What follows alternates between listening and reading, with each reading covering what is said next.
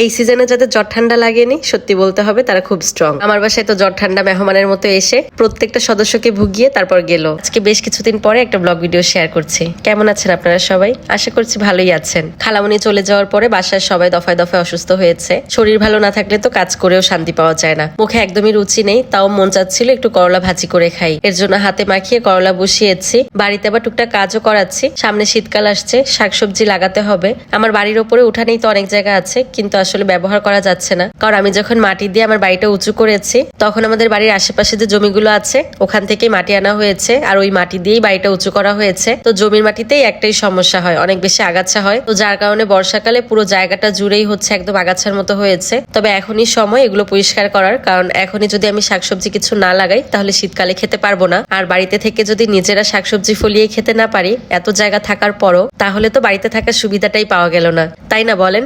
এর জন্য লোক লাগিয়ে আজকে উঠানের এক পাশটা পরিষ্কার করে ফেলবো। তো আমি রান্নার ফাঁকে ফাঁকে একটু দেখে আসছিলাম কাজ কেমন হচ্ছে। আর তাছাড়া আরো একটা কাজও করানো হচ্ছে, আমার বাড়িটা রং করানো হচ্ছে। বাসার ভেতরটা আগেই রং করিয়েছিলাম, বাহিরে যদিও এক কোট দেওয়া হয়েছে রং। প্রথম যখন রং দিয়েছি তখন বর্ষাকাল ছিল, রং দেওয়ার পরপরই বৃষ্টি হয় আর রংগুলো ধুয়ে যায়। তো তখন আমরা বলেছি যে এখন আর রং দেওয়ার দরকার নেই, যখন বৃষ্টি কমে যাবে মানে বৃষ্টি সিজন চলে যাবে তখনই যাতে রং দেওয়া হয়। তো এই কয়দিন যাবত তো একদমই কোনো বৃষ্টি নেই আর খুব গরম। তো ওনারা বললো যে এখন রং দেওয়ার একদম পারফেক্ট সময়, এখন দিলে নাকি খুব ভালো হবে। তো আমরা বললাম ঠিক আছে, বৃষ্টি যদি না হয় তাহলে এখন রং দেওয়াই যায়, কোনো সমস্যা নেই। এই কারণে ওনারা আজকে ফিনিশিং দিয়েই যাবে। আমি আমার বাসার ভেতরটা অফ হোয়াইট রং করিয়েছি।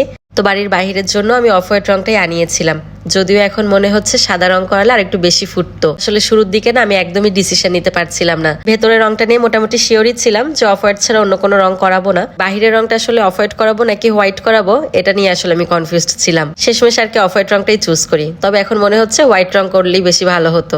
যাই হোক, সমস্যা নেই, একেবারেই যে খারাপ লাগছে এমনটা না। তো এইদিকে কিন্তু অনেকটাই আগাছা পরিষ্কার করা হয়ে গেছে।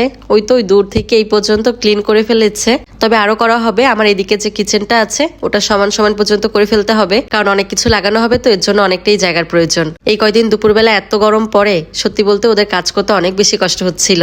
আমি একটু সময়ের জন্য শুধু দাঁড়িয়ে একটু ভিডিও নিয়েছি, তাতেই আমার মনে হচ্ছিল যে মাথাটা ঝিমঝিম করছে। রঙের কাজটা ওনারা বলেছে আজকেই শেষ করে দিয়ে যাবে। তবে শাকসবজি লাগানোর জন্য জায়গাটা কিন্তু আজকেই রেডি করা যাবে না, এর জন্য বলেছি কালকে আসলে যেন একটু সকাল সকাল আসে। একটু ভোর থেকে কাজ করলে রোদের তাপটাও তখন কম থাকবে। তো বাড়ির নিচের অংশটা আমি কালো কালার করতে বলেছিলাম, তো যার কারণে এখানে কালো রং করে দিচ্ছে। আর জানালার উপরে হলুদ রং। পুরো বাড়িটা রং করার পর কেমন দেখাচ্ছে আমি ওটা কালকে আপনাদের সাথে শেয়ার করব। জ্বর ঠান্ডা হওয়ার পর বাচ্চারা একদমই কিচ্ছু খেতে চাচ্ছে না, ভাত তো মুখেই নেয় না। এই কারণে ওরা চা খেতে পছন্দ করে, তাই একটু করে দেওয়ার চেষ্টা করি। সন্ধ্যার দিকে কিছু মিটবল আর সসেস ভেজে দিয়েছিলাম। ইদানিং সন্ধ্যায় কিছু তৈরি করে দিলে সেটা খাওয়ার পর রাতে আর কিছু খায় না। তো আজকের ভিডিওটা এখানেই শেষ করে দিচ্ছি। ভালো লাগলে অবশ্যই একটা শেয়ার করে দিবেন। সবাই ভালো থাকবেন। আল্লাহ হাফেজ।